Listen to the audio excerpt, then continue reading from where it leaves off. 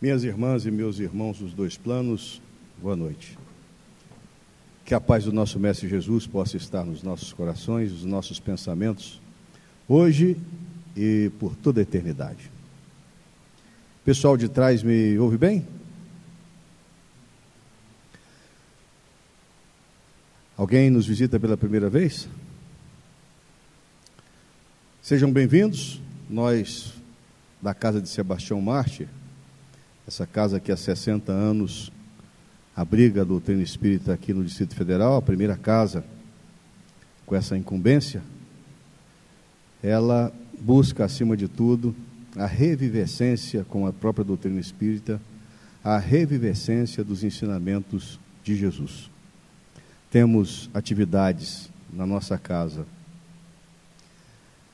de segunda a domingo, porque às segundas-feiras nós temos um trabalho da palestra pública inicialmente, depois temos um trabalho dedicado às pessoas portadoras, ou pelo menos afeitas à dependência química. Na terça-feira nós temos o trabalho de atendimento fraterno de desobsessão e a corrente mediúnica. Às quartas-feiras nós temos o nosso também atendimento fraterno, onde as pessoas que têm a necessidade de um acolhimento pela casa nos diversos campos, vêm para uma entrevista, onde elas são orientadas ao tipo de tratamento adequado aos seus casos. E também temos a corrente mediúnica. Nas quintas-feiras, nós temos um trabalho de psicopictografia, também um trabalho mediúnico. Iniciam-se a palestra aqui de orientação aos médiuns, basicamente, e depois esse trabalho, e também temos o trabalho da corrente. Nas sextas-feiras, nós temos a palestra pública, que tem a duração de 45 minutos. Após, nós temos o trabalho de cura mediúnica, e também temos 2 estudos que são feitos aqui na casa. Um deles é o curso de educação mediúnica para as pessoas que querem desenvolver a sua mediunidade. E aos sábados nós temos o estudo sistematizado da doutrina espírita, temos também a evangelização infantil e temos a mocidade. E uma vez por mês, geralmente no último sábado do mês, nós temos também o estudo de 2 obras, que no momento são um texto de vida e também Jesus, a inspiração das relações luminosas, ambos ditados pelo espírito de Hermance Dufour e psicografado pelo nosso irmão Vanderlei Oliveira. Esse estudo, que começa às 16 horas do último sábado do mês, ele busca, acima de tudo, fazer uma verdadeira ressignificação do trabalho que a casa de Sebastião Mártir tem. Então nós estamos revisitando um pouco da nossa história, vendo o pertencimento que nós espíritas temos dentro dessa casa e as possibilidades que são nos dadas para o desenvolvimento da doutrina espírita dentro do trabalho da caridade que o Cristo nos ensinou. Aos domingos, nós temos lá no Lar Maria de Madalena, que a nossa casa mantém, nós temos de manhã, às 10 horas, um culto do Evangelho, que é feito lá para aquelas pessoas que ali, os nossos internos lá, e para alguns voluntários que vão lá também, para aplicação de passe e etc. Então, vocês que estão vindo pela primeira vez, essa casa só tem razão de ser, porque aqui nós buscamos a revivescência do Evangelho do Cristo e buscamos essa preparação nossa na reforma íntima para sermos pessoas que no meio social não vivem apenas para experimentar aquele falso testemunho da doutrina do Cristo, mas para que nós possamos nos ressignificar enquanto pessoas e fazer com que a nossa vivência possa ser feita no amor, na caridade e no perdão. Estamos então estudando nessa oportunidade, por recomendação da casa, a terceira obra da codificação kardeciana, que é o Evangelho segundo o Espiritismo. E essa obra, ela tem, dentro das suas peculiaridades, que Kardec, de forma sistematizada, buscou fazer, inicialmente, a colocação do que os evangelistas disseram, depois ele faz um comentário a respeito disso, e no final do capítulo nós temos então a instrução dos Espíritos. Lembrando sempre que naquela época, Kardec buscou fazer com que aquilo que vinham de diversas partes do mundo pudesse, de forma séria, ser feita essa compilação e dessa forma ser colocado para que na posteridade nós tivéssemos a condição de consultar e sempre fazendo a comparação daquilo que o Cristo disse, daquilo que o entendimento do senso comum que o codificador procurou buscar a respeito do tema, e depois então a espiritualidade, sobre a égide do Espírito de Verdade, trazia essas instruções, como é o caso de hoje, que nós vamos falar do capítulo 21, mais especificamente da instrução dos Espíritos, os caracteres do verdadeiro profeta, de uma mensagem que foi ditada ao codificador no ano de 1862, pelo espírito de Erasto. Se nós fizermos uma conceituação do que significa a palavra profeta, nós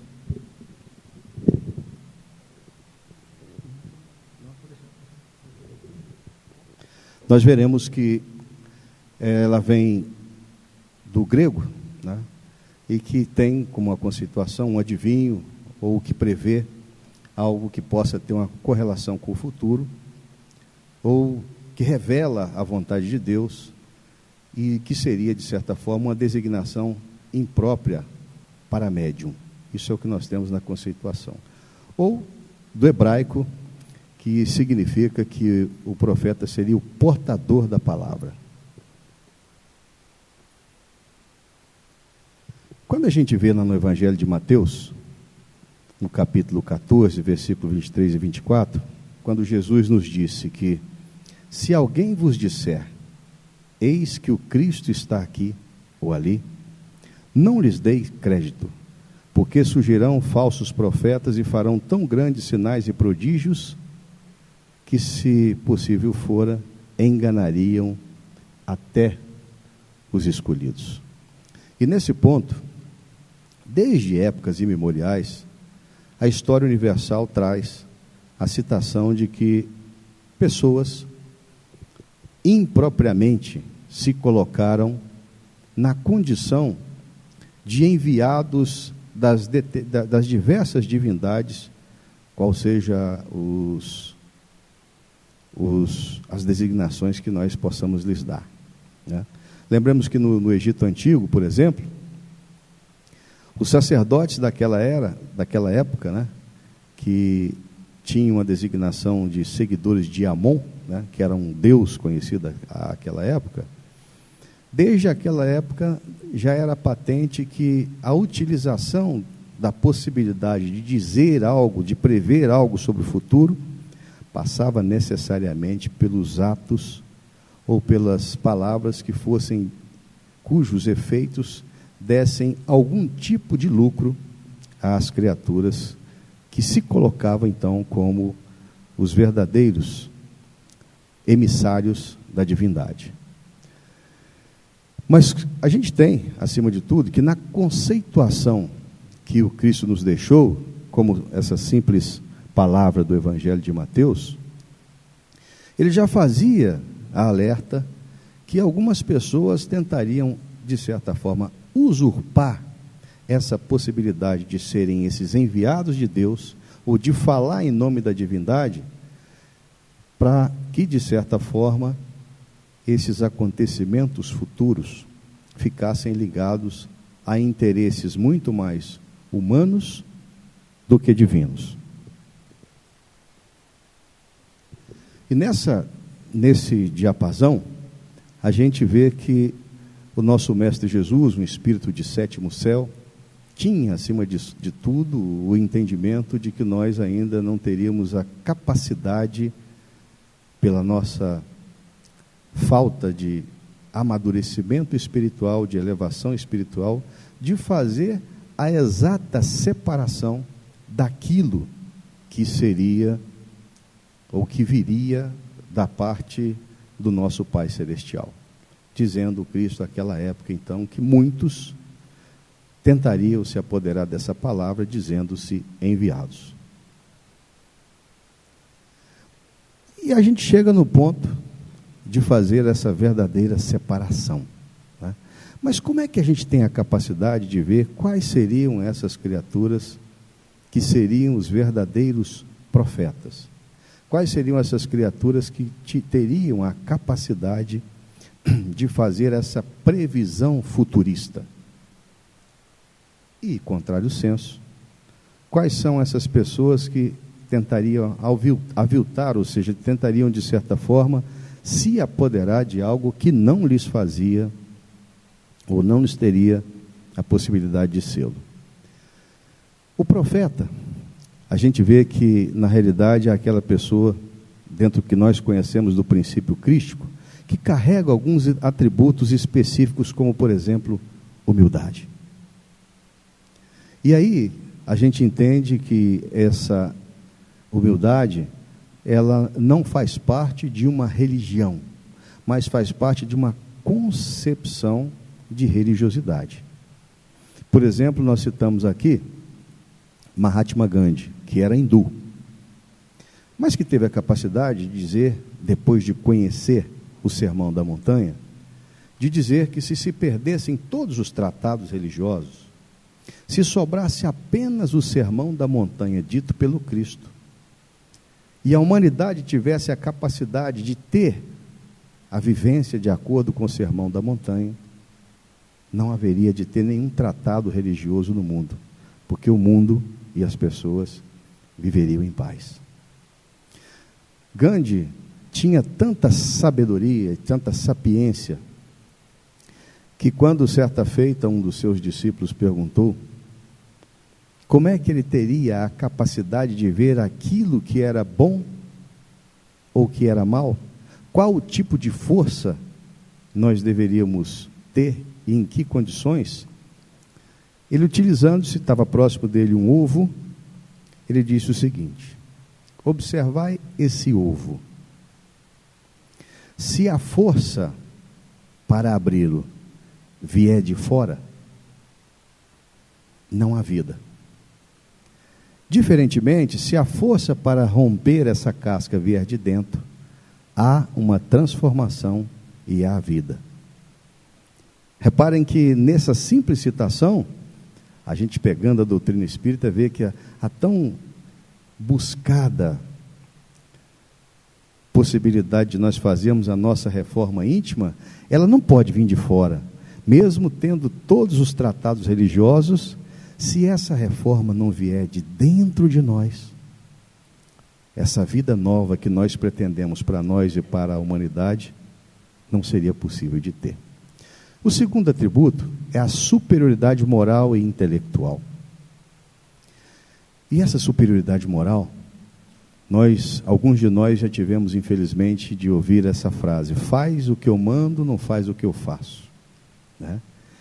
Então, a superioridade moral é aquela criatura que consegue, pela sua simples presença, impor-se, sem nenhuma empáfia, sem nenhum falso moralismo, mas impor-se de forma que nós acreditamos que ela possui aqueles atributos morais, ou que ela é seguidora dessas boas práticas que nós tanto almejamos. Agora, essa intelectualidade, às vezes a gente acha questionável, né? Porque muitas pessoas que não são versadas no conhecimento intelectual, mas elas trazem a sua sapiência acima de tudo, pela sua simplicidade, né? E nós que somos espíritas, acreditamos porque são espíritos que já têm uma vivência muito grande. E tendo a vivência muito grande, eles têm a capacidade, muitas vezes de forma simples, de buscar algumas lições e missões que eles colocam pesados fardos sobre as suas cabeças, mas mesmo não tendo a intelectualidade, a sua sapiência faz com que elas ensinem mesmo aqueles letrados as boas práticas, né? O Cristo mesmo dizia, né, que muitos daqueles que estão com a capacidade intelectual aflorada, mas não têm a parte moral, a criatura ainda não tem a sua preparação para entender qual é a mensagem que Deus tem para os homens e mulheres da terra. Os verdadeiros profetas, eles não se reconhecem como tais, né? Então, aqueles que são os verdadeiros profetas, que buscam, acima de tudo, a vivência dentro do ensinamento crístico, eles buscam exemplificar, mas não se julgam como tais. O espírito de Bezerra de Menezes, que na semana próxima passada nós comemoramos a data do seu natalício, ele foi denominado por alguns como médico dos pobres, que buscava acima de tudo a vivência bem diferente daquele senso comum, né? E a época que ele foi vereador lá no Rio de Janeiro, de um mandato só, ele buscava fazer com que, acima de tudo, a sua vivência fosse para testemunhar de que o amor que o Cristo ensinou pudesse ser levado a todas as criaturas. E conta-nos alguns relatos espirituais que depois do seu desencarne, ele fora convidado para participar de uma legião de espíritos ligados a Maria Santíssima. E a resposta de Bezerra foi muito simples: permita-me, mãe, que enquanto houver uma lágrima sequer de dor no mundo, eu fique por aqui. Dá-nos então a identificação de que ele não se reconhecia como profeta ou como enviado, mas acima de tudo como um filho de Deus, com a capacidade de minorar a dor do seu próximo. Caridade.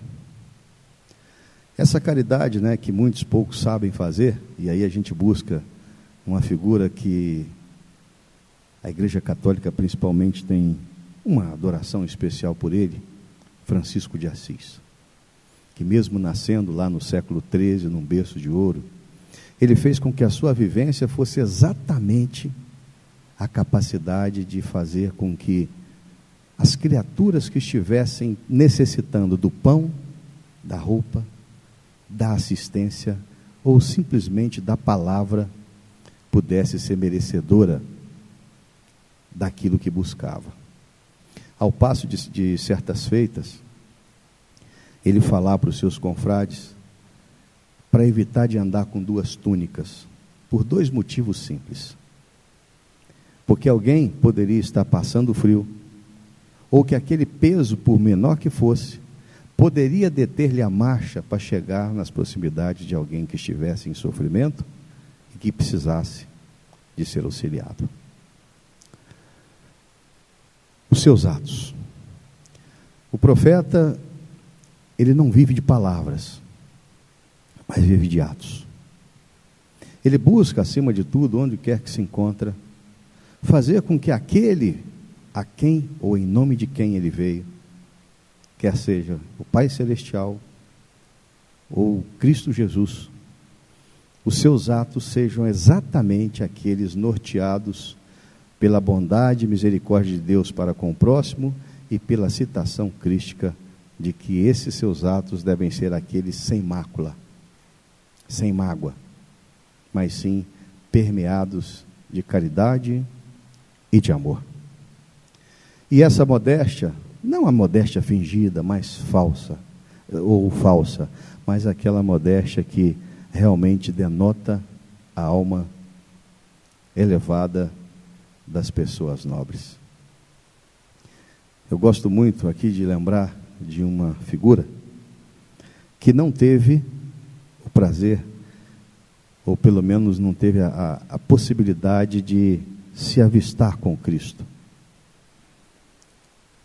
o apóstolo ou o grande evangelista Lucas, que desde a sua mais tenra idade, ele que era grego, ele teve alguns insucessos na vida e ele buscava sempre destruir Deus. Esse era o objetivo maior da sua vida. E todos os seus atos, ele buscava fazer com que ele tivesse a capacidade de fazer com que o Deus que ele considerava mal, porque ele tirara algumas das pessoas que ele mais tinha afeição. E a sua busca por destruir Deus fez com que ele tivesse cada vez mais um encontro com o maior dos filhos de Deus que teve sobre essa terra, o nosso Mestre Jesus. Ao ponto de, já na sua idade mais adulta, ele que fora um médico que fizera com que toda a sua vida fosse dedicada aos pobres. Ele só atendia os ricos se tivessem desenganados pela medicina da terra naquela época. E cobrava suntuosas quantias para fazer com que aquilo revertesse em remédios ou auxílio aos pobres. Eu recomendo àqueles que gostam de uma boa leitura, o livro não é espírita, mas ele é permeado de fatos e acontecimentos espíritas. É de uma autora desencarnada chamada Taylor Caldwell. E o livro denomina-se O Médico de Homens e de Almas. Um livro bom porque são 694 páginas, então a gente tem um tempinho bom para ler. Isso aí nas férias é rapidinho. E aí tem uns trechos que a gente vê que é um espírito que tinha uma elevação muito grande. E que ocupou o seu corpo físico para ser um testemunho da bondade e da misericórdia de Deus. As curas perpetradas por Lucas são fantásticas. Era um médium que tinha um poder nas suas mãos de curas fenomenais. E esse livro traz um dos diálogos mais bonitos que eu já presenciei na literatura conhecida entre Maria, a mãe de Jesus, e Lucas. O depoimento que ela dá do seu filho é impossível, ao final dele, a gente não chegar às lágrimas. Esse, então, Lucas, na minha visão, desculpe falar em primeira pessoa, tinha a verdadeira modéstia, a modéstia real.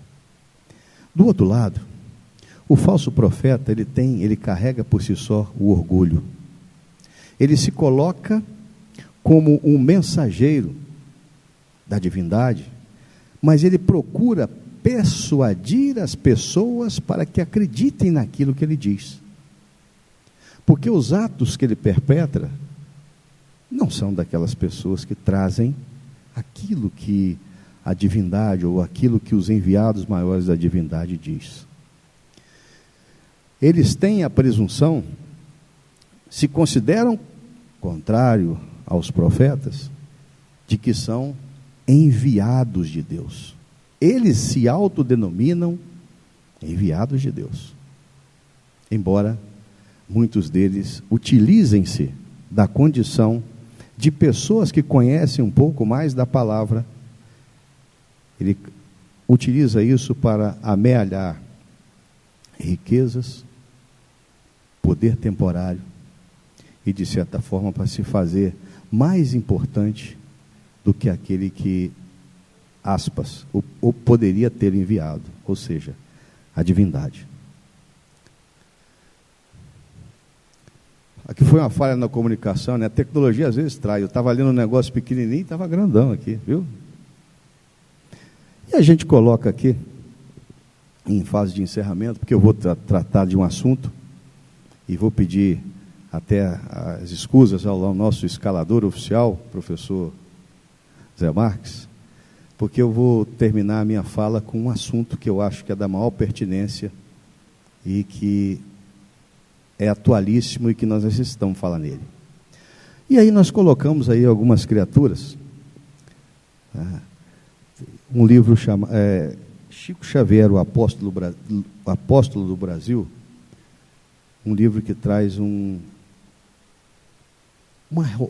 imagem de uma criatura que a misericórdia divina nos enviou no dia 2 de abril de 1910 e que fez-se portador da mensagem que os espíritos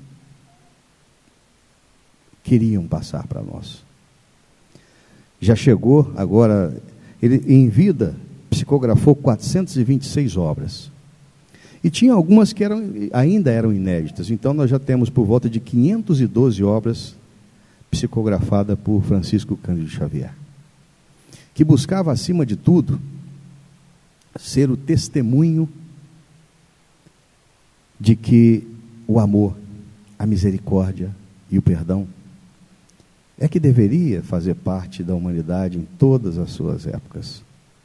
No livro Meus Pedaços do Espelho, da Marlene Nobre, editado pela editora Fé, que eu recomendo, a nossa irmã Ana Maria, que dirige aqui a nossa biblioteca Francisco Cândido Xavier, aliás, vocês que estão nos visitando pela primeira vez, nós temos ali quase 2.000 livros para serem emprestados àqueles que querem, ou àqueles que podem ajudar a nossa obra. Nós temos também uma biblioteca com livros novos que podem ser adquiridos. Esses recursos são utilizados nas obras que a casa tem. E esse livro, eu falei que a nossa irmã Ana Maria, Meus Pedaços do Espelho, ele estará disponível dentro em breve aqui para venda na nossa livraria. Esse livro da Marlene Nobre, ele traz um relato um pouquinho diferente do médium Chico Xavier. Por exemplo, só para dar uma palhinha do livro, ele fala da sua visita como espírito a Maria João de Deus, lá em Pedro Leopoldo, antes de reencarnar como Chico Xavier.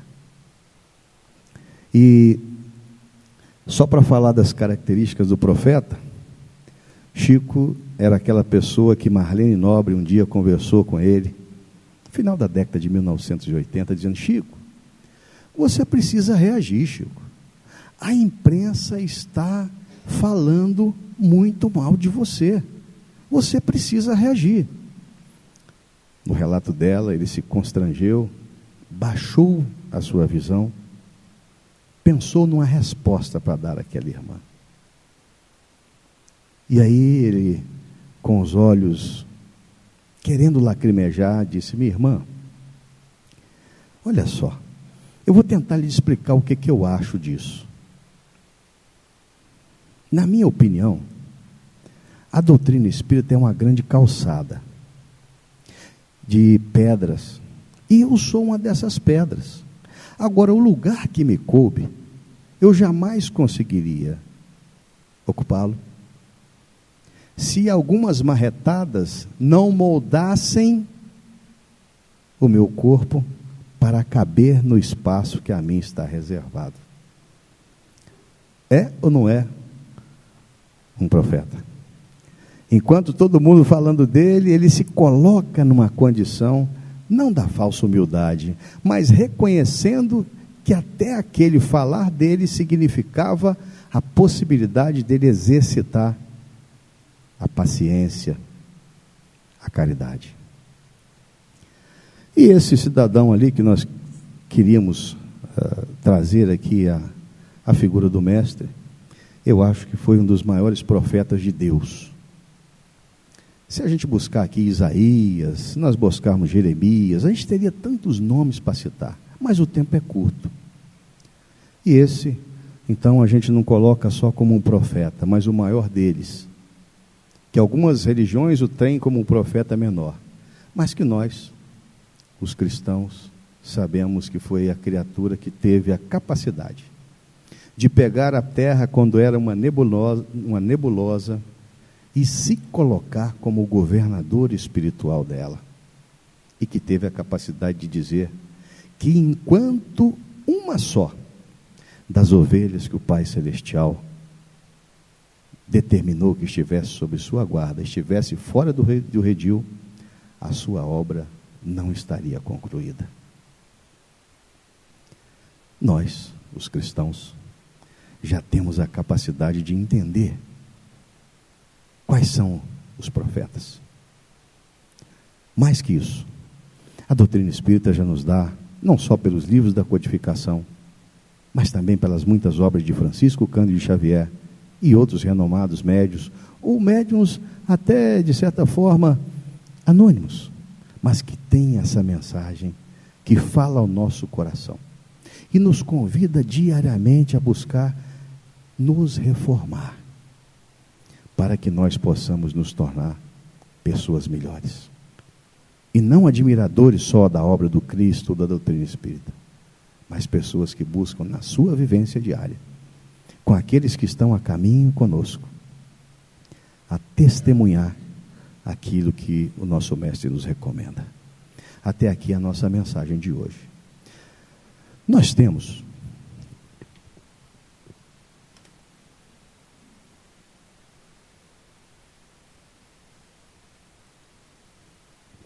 me desculpem, aqui a gente começa a falar muito com esse tempo seco, né? Nós temos a Organização Mundial da Saúde elegeu o mês de setembro como o mês internacional de prevenção ao suicídio.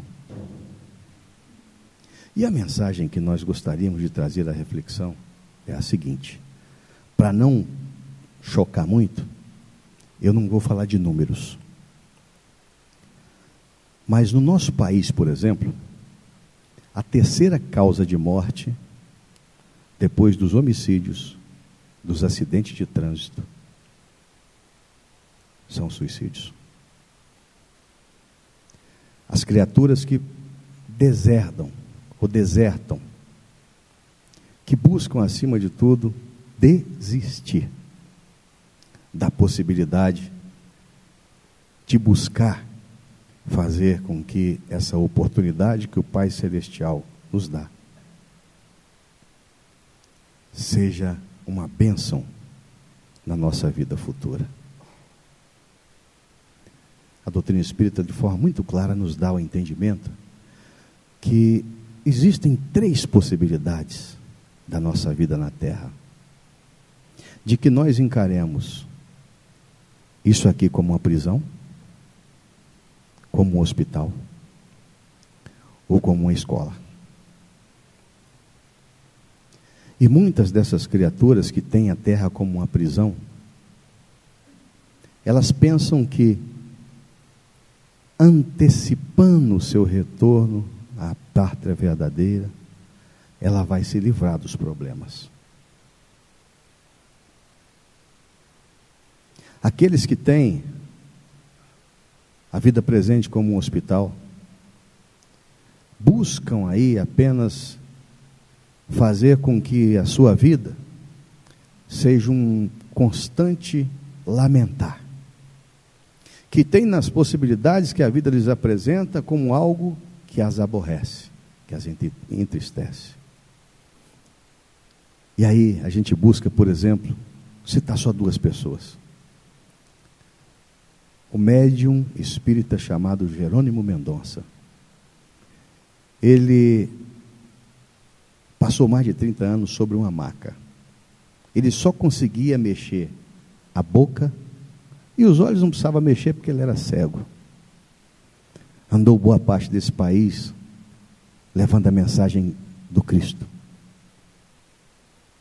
com amor, dando um verdadeiro testemunho do que é a possibilidade de uma encarnação. Outro espírito, que na minha opinião é elevadíssimo, chamado Irmã Dulce, que foi desenganada desde a sua mocidade pelos médicos da terra, e que teve a capacidade de buscar ser o arrimo, a proteção de velhos, crianças, e que buscou, acima de tudo, fazer com que a sua vida fosse um constante ir e vir, de curar as dores, de sarar os infortúnios. Os seus problemas de asma, quando ela às vezes tinha aquela crise que ficava acamada no respirador artificial, ela na madrugada tirava aquilo e fora muitas vezes vista na praça solicitando doação para aquelas pessoas que necessitavam. Certa feita um médico veio dar uma bronca para ela, nela, daquilo que ela estava fazendo com a sua saúde. Ela disse o seguinte: eu não tenho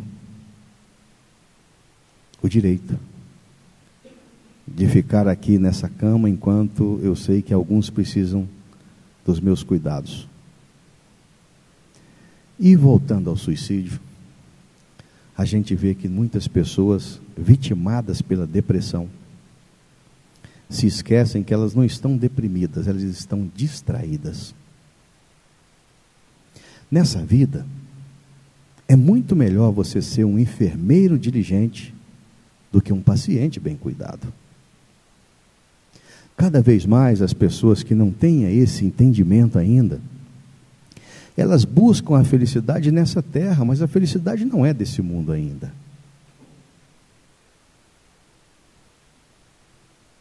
Muitas pessoas começam os seus processos depressivos quando ela tem um pequeno aborrecimento. E ela não consegue ver que muitas vezes aquilo que nós pedimos a Deus é exatamente aquilo que nós não necessitamos. É a nossa pedra de tropeço. É aquilo que vai nos levar à possibilidade da falência. A faixa etária de 13 aos 53 anos é uma das mais complicadas. Os nossos jovens hoje, nessa possibilidade do consumo exacerbado, do culto ao corpo, ele tem sentido uma necessidade de se ressignificar. E muitas vezes aquele acesso à rede mundial ali, ela coloca no mundo irreal. E muitos, infelizmente, de nós que somos pais, temos deixado que essas criaturas enveredem por caminhos que, infelizmente, terminam no autoextermínio ou no suicídio.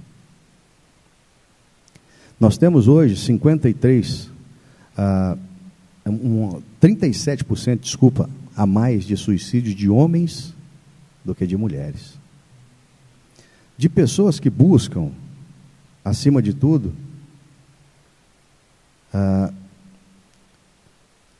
na possibilidade de serem contrariados, ele busca nisso algo que lhe dá a motivação para se suicidar. É um assunto que é silencioso, mas que nós precisamos debatê-lo. É o chamamento que está sendo feito nesse mês de setembro. Eu gostaria que aqueles que tivessem condições deem uma lidinha sobre o tema, aprofundem disso. É um livro difícil de ler, mas nós temos um livro da nossa irmã Ivone do Amaral Pereira, chamado Memórias de um Suicida. É um livro que, se nós tivermos a capacidade de lê-lo até as 50 páginas iniciais, o sofrimento que o espírito Camilo Castelo Branco relata, nós não teríamos a mínima coragem de nos suicidarmos. Mas eu não quero que nós pensamos nisso. Vamos pensar na vida, porque o nosso Mestre Jesus, Ele quer que nós tenhamos vida, e vida em abundância, para entendermos que o nosso Pai Celestial nos confiou essa sublime oportunidade de estarmos nesse momento em que a Terra passa por essa transição, para buscar cada vez mais a possibilidade de fazer com que esses ensinamentos crísticos cada vez mais nos incomodem, no sentido de que nós busquemos no nosso esposo, na nossa esposa, no nosso filho, no nosso neto, no nosso vizinho, no nosso companheiro de trabalho, nas pessoas que estão encarnadas na terra. Filhos de Deus como nós, que merecem, portanto, o mesmo amor que nós gostaríamos que nos fosse confiado. Fiquemos em paz.